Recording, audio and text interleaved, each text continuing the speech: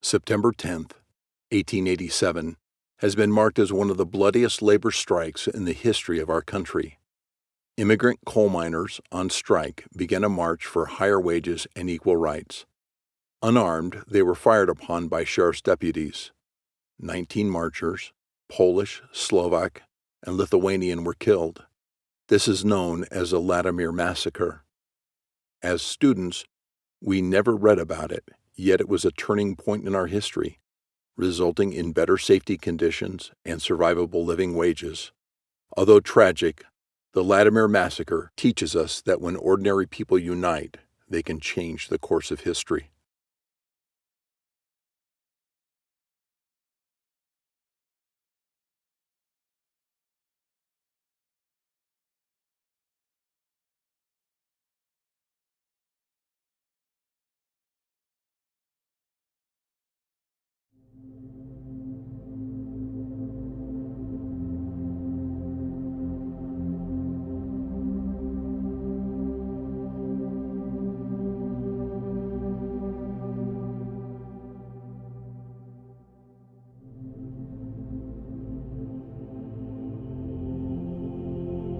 I'm sorry, but I don't want to be an emperor.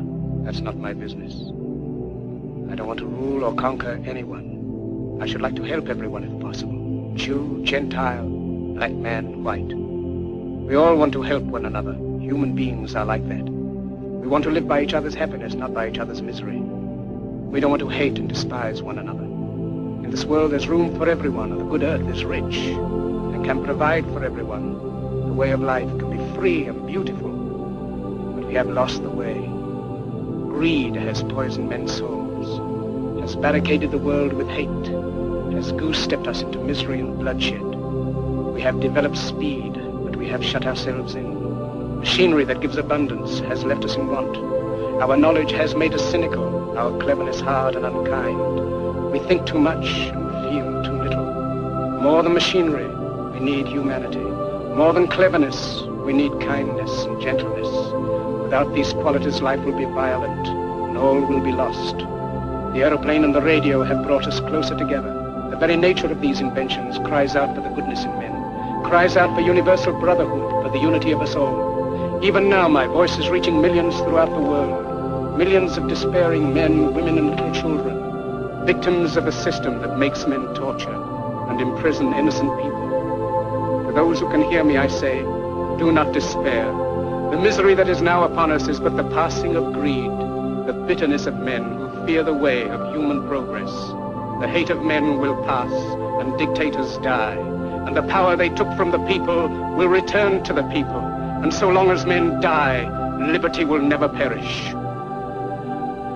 Soldiers, don't give yourselves to brutes, men who despise you, enslave you, who regiment your lives, tell you what to do, what to think, and what to feel, who drill you, diet you, treat you like cattle, use you as cannon fodder.